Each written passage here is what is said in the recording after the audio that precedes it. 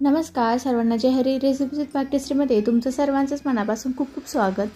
उन्हाळ्यामध्ये आपल्याला काही ना काही थंडगार खावंसं किंवा प्यावंसं वाटतं, म्हणूनच आज मी तुमच्यासोबत मस्त अशी थंडगार सरबताची रेसिपी शेअर करणार आहे. तर त्यासाठी व्हिडिओ शेवटपर्यंत नक्की बघा.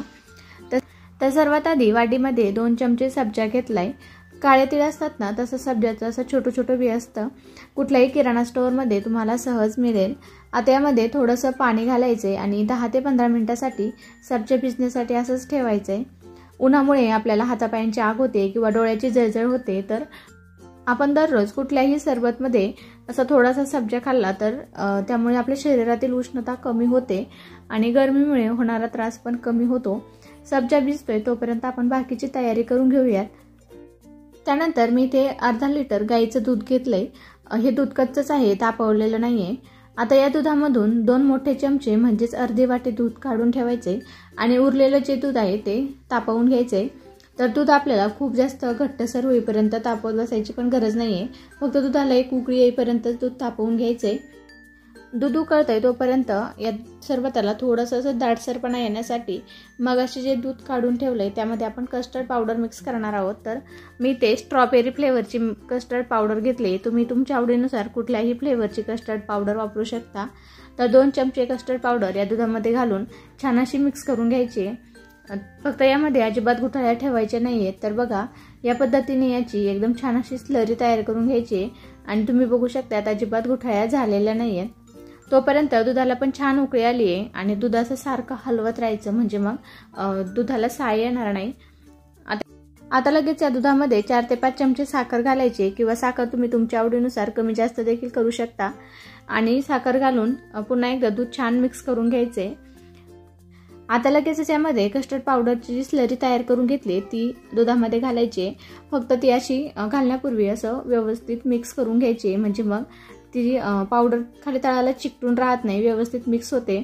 आणि ही स्लरी दुधात घालताना याची थोडी थोडी घालायची, कारण ही स्लरी एकदमच घातली तर दुधामध्ये गुठळ्या तयार होऊ शकतात. त्यामुळे असं थोडं थोडं करून सगळी स्लरी घालायची. आणि आता दूध खूप जास्त वेळ उकळवायचं नाहीये, फक्त 2 मिनिटं लो फ्लेमवरच ही पावडर दुधामध्ये शिजवून घ्यायची. तर 2 मिनिटांनंतर दुधाला उकळी फुटली आणि तुम्ही बघू शकता दूध पण असं थोडंसं घट्टसर झालंय.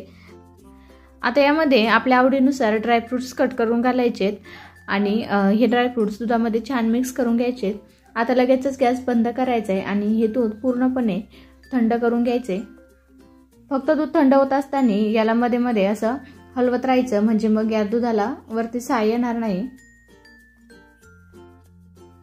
15 ते 20 मिनिटातच दूध पूर्णपणे थंड झालंय आणि यामध्ये कस्टर्ड पावडर घातलेली असल्यामुळे तुम्ही बघू शकता दूध पण एकदम छान असं घट्टसर झालंय. तोपर्यंत मगाशी भिजत घातलेला सब्जा पण एकदम छान फुललाय, एकदम छान असा भिजला गेलाय. आता यामध्ये 2 मोठे चमचे सब्जा घालायचे. त्यानंतर पुन्हा एकदा थोडेसे ड्रायफ्रूटचे काप घालायचे आणि या सरबताला रंग आणि टेस्ट दोन्ही पण छान यावं त्याकरिता 2 चमचे रोज सिरप घालायचे. तर रोज सिरप घातल्यामुळं या सरबताची टेस्ट खूपच छान लागते आणि सरबताला रंगही खूप छान येतो. आणि त्यानंतर पुन्हा एकदा सगळं छान मिक्स करून घ्यायचे. तर तुम्ही बघू शकता हे सरबत जसं मिक्स करत जाऊ तसं याला एकदम छान असा रंग येतो. परंतु हे सरबत थोडंसं घट्टसर वाटतंय आणि हे सरबत टेस्टी तर झालंय, परंतु छान असा थंडगार व्हावं त्याकरिता 5 ते 6 आईस क्यूब्स म्हणजे बर्फाच्या वड्या घातल्यात. त्यामुळं बर्फाच्या वड्या वितळल्या की आपलं सरबत पण मस्त असं थंडगार होईल आणि सरबताची कन्सिस्टन्सी पण एकदम परफेक्ट अशी होईल. तर बघा, मस्त असं आपलं हे थंडगार सरबत किंवा रोज मिल्कशेक तयार झाले. यामध्ये बर्फाच्या वड्या घातलेल्या असल्यामुळे सरबत छान असं थंडगार झाले. परंतु तुम्हाला जर अजून जास्त थंड हवं असेल तर थोडा वेळ फ्रीजमध्ये ठेवून नंतर तुम्ही ते पिऊ शकता. या सरबताची टेस्ट तर एक नंबर लागतेच, परंतु यामध्ये सब्जा आणि रोज सिरप घातलेला असल्यामुळे ते आपल्या शरीरातील उष्णता पण कमी करतं. त्यामुळं हे सरबत एकदा नक्की ट्राय करा. हे सरबत अजून छान असं थंडगार व्हावं त्याकरिता मी वरून थोड्याशा बर्फाच्या वड्या घातल्यात आणि गार्निशिंगसाठी वरून थोडंसं रोज सिरप, थोडेसे ड्रायफ्रूटचे काप आणि पुदिन्याची पानं ठेवली आहे. तर बघा, मस्त असं आपलं हे थंडगार सरबत तयार झालंय.